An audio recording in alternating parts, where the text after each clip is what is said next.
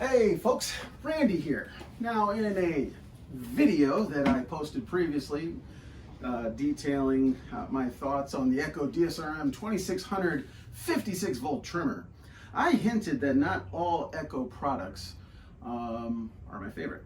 And today we're going to talk about one that I like, but the reality is as soon as I have a better option available to me, I will be going to that. And that, of course, is the Echo DPB-2500 56 volt blower. Now, the first thing that's probably going to pop into your mind when you see this is, Randy, that's a residential blower. And yeah, you're right. That is the issue. So I've also been using this for 3 years. I got this while I was a part of Echo's user advisory group. And let me go over the pros first. My favorite thing about battery powered stuff is that you just press a button and it goes. I love that.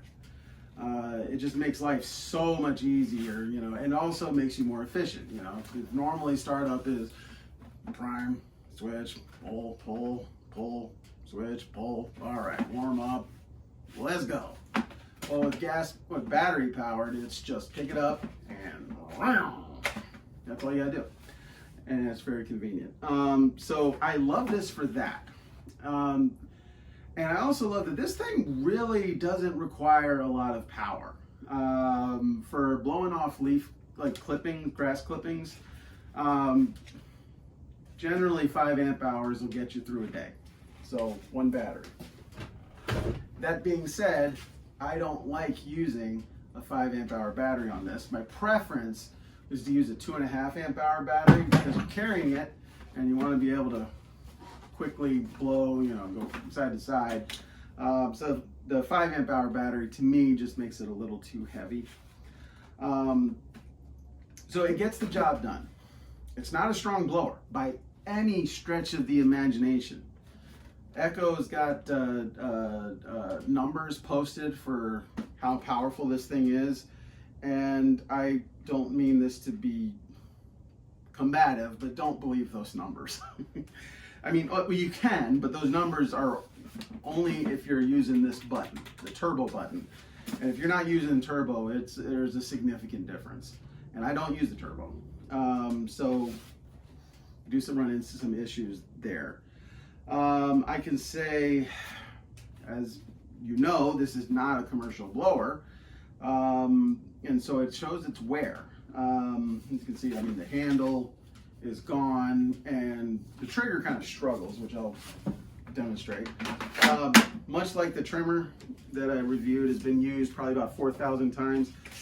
I kept going back and forth between the gas blower and this one, so this has probably been used like 3,000 times, 3,500 times, and so it just starts to show it. So like when you pull the trigger,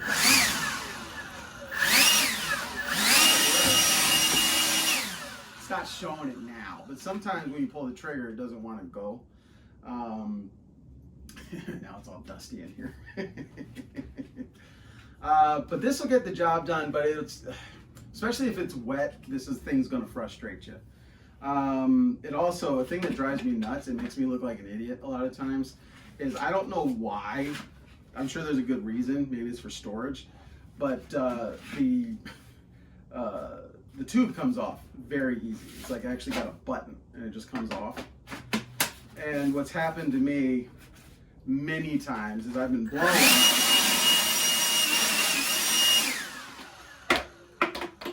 and it falls off, and I look like an idiot because now I'm chasing the blower tube and I'm just holding this thing. Now it's dusty again. Ugh. Also, there was a piece that went on the front, and again, I understand this is not a commercial thing, but it had a little cone on the front that kind of narrowed the opening, made it blow a little harder, it felt like, in a more focused way. But that cone was only held on by this little nub. And this little nub was not designed to survive commercial use. And so I don't know what happened to that cone. I finished mowing the yard, went to the next yard, and at some point noticed it wasn't there anymore. I never bothered to buy another one. So I will say, for residential use, this is great. For commercial use, I mean, I haven't killed it. It's waterproof. You can leave this sucker out in the rain, it'll be just fine. You can tell it's been through the wars. I mean, if you look at this thing, it's all beaten up and busted up. So, you know, it's a good little blower, especially for homeowner use. I'm not going to recommend it for commercial use because it's really not meant for that. This is just what I had access to at the time, and been happy to use it, but you know, the moment something else comes available, I'll be going there. I know Echo released a commercial version of this, but I gotta be honest with you, I'm not sure what's going on with that because it looks exactly the same. The specs on it are exactly the same. The only thing that appears to be any different, even the weight is the same, the only thing that appears to be different is there's a metal ring around the end of the tube. So I don't know, and it cost $100 more. I'm not sure what the difference is there. It might be worth asking somebody at Echo. I have no idea. But yeah, I can say I've been using this commercially for 3.5 years, I guess, and it served me well, but I also would upgrade the first chance I got. So I hope this was helpful to you. If you have any questions about it, feel free to ask. I have also taken this thing apart and put it back together before, so I am familiar with the insides, and I will say, haven't had to, but this is a machine that's fairly easy to work on. Although not all parts are available. Echo. So I hope this video was helpful to you. If you got any questions, leave them in the comment section below, and I'll talk to you later.